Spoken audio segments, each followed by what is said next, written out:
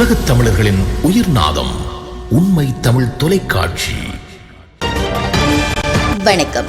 உண்மை தமிழ் தொலைக்காட்சியின் பிரதான செய்திகள் வாசிப்பவர் பாரதி மயில் வாகனம்.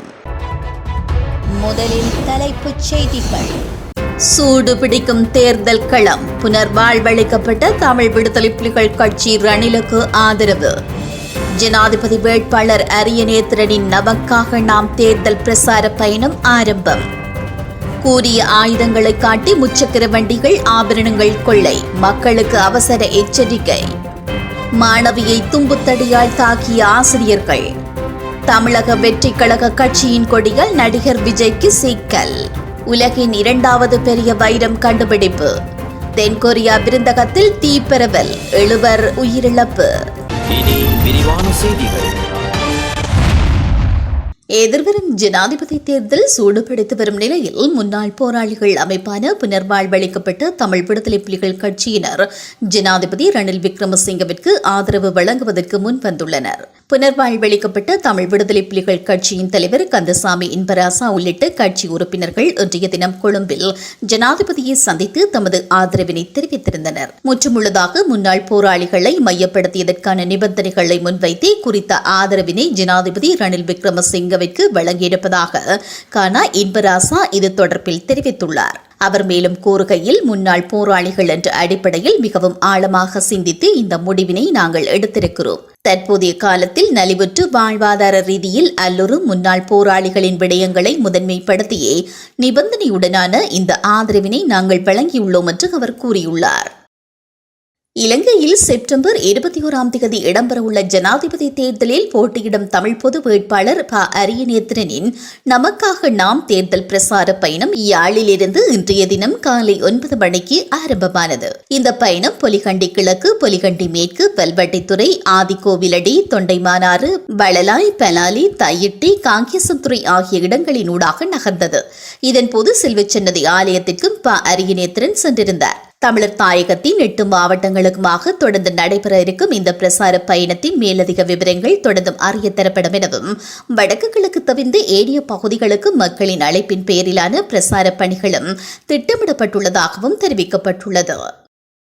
கொழும்பின் பல பகுதிகளில் கூறிய ஆயுதங்களை காட்டி அச்சுறுத்தி வாடகைக்கு செல்வதாக கூறி முச்சக்கர வண்டிகள், ஆபரணங்கள் உள்ளிட்ட சொத்துக்களை திருடிய சந்தக நபர் கைது செய்யப்பட்டுள்ளார். சந்தக நபர் வெலிக்கடை போலீஸ் பிரிவுக்குட்பட்டு அருணோதயா மாவட்டத்தில் வைத்து கைது செய்யப்பட்டதாக போலீசார் கூறியுள்ளனர். சந்தக நபர் ராஜகிரிய உபசேகரபுர பகுதியை சேர்ந்த 27 வயதுடையவர் என தெரிவிக்கப்பட்டுள்ளது. குறித்த சந்தக நபர் பேலியகுட, களனி, கடவத்தை, பொருளை மற்றும் மெரிகான ஆகிய பகுதிகளில் முச்சக்கர வண்டிகள், கையடக்க தொலைபேசிகள், தங்க ஆபரணங்கள் போன்றவற்றை கொள்ளையடித்துள்ளமை விசாரணைகளிலிருந்து தெரிய வந்துள்ளது. கொள்ளையிடப்பட்ட பொருட்கள் சில தற்போது கண்டுபிடிக்கப்பட்டுள்ளதாக போலீசார் தெரிவித்துள்ளனர். இந்த சம்பவம் தொடர்பான மேலதிக விசாரணைகள் முன்னெடுக்கப்படுகின்றன.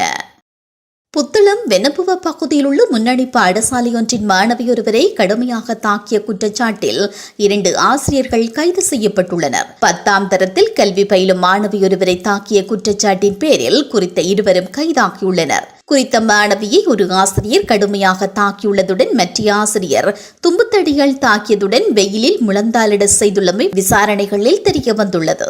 குறித்த மாணவி கடந்த 13 நாட்களாக கொழும்பு தேசிய வைத்தியசாலையின் அவசர சிகிச்சை பிரிவில் சிகிச்சை பெற்று வருகிறார். இந்த சம்பவம் தொடர்பில் போலீசார் முன்னெடுத்த உரிய விசாரணையின் பிரகாரம் குறித்த ஆசிரியர்கள் இருவரும் கைது செய்யப்பட்டுள்ளனர்.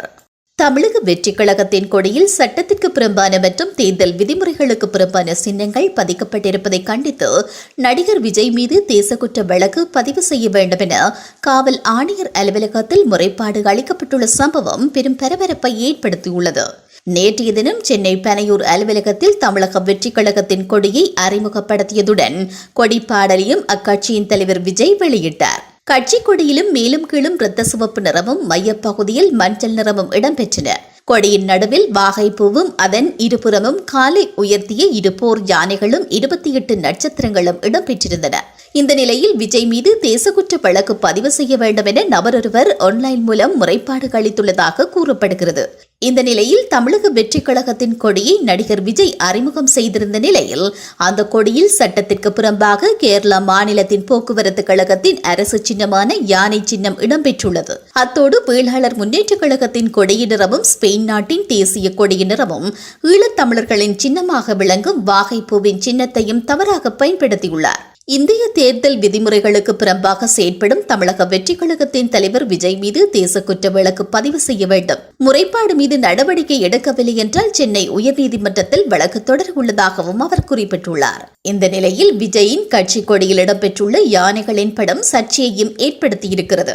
இந்த விடயம் தொடர்பில் பகுஜன் சமாஜ் கட்சியின் தமிழ்நாடு மாநில தலைவர் ஆனந்தன் வெளியிட்ட கருத்தில், கடந்த 1993 ஆண்டு தேசிய கட்சியான பகுஜன் சமாஜ் கட்சிக்கு யானை சின்னம் ஒதுக்கப்பட்டது. அசாம், மணிப்பூர் தவிர வேறு எந்த மாநில கட்சிகளும் யானை சின்னத்தினை எந்த வடிவிலும் கட்சியின் கொடியிலோ அல்லது சின்னமாகவோ பயன்படுத்தக்கூடாது என இந்திய தேர்தல் ஆணையம் கடந்த ஆண்டு சட்ட திருத்தம் கொண்டு வந்து அறிவிப்பு வெளியிட்டது.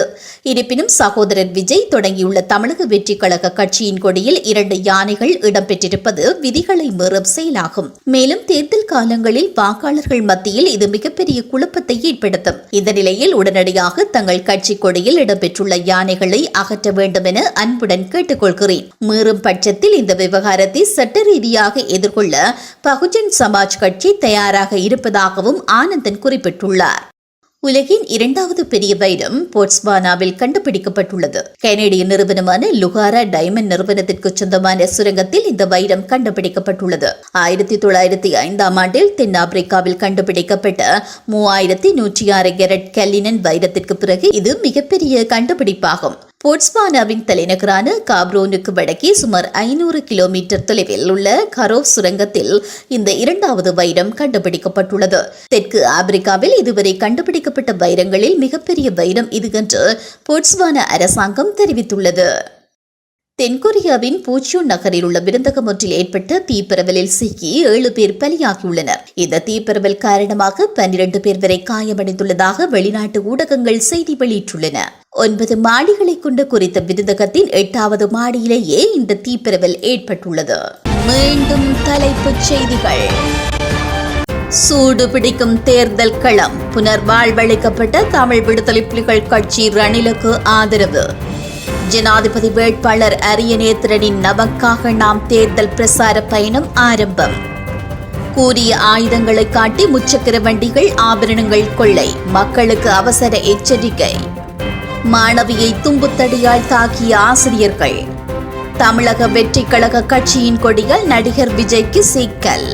உலகின் 2வது பெரிய வைரம் கண்டுபிடிப்பு. தென்கொரியா விருந்தகத்தில் தீப்பரவல், 7 உயிரிழப்பு. இத்துடன் இந்த செய்திகள் நிறைவடைகின்றன. மேலதிக செய்திகளை தெரிந்து கொள்ள உண்மை தமிழ் தொலைக்காட்சியோடு இணைந்திருங்கள். வணக்கம். உலகத் தமிழர்களின் உயிர்நாதம் உண்மை தமிழ் தொலைக்காட்சி.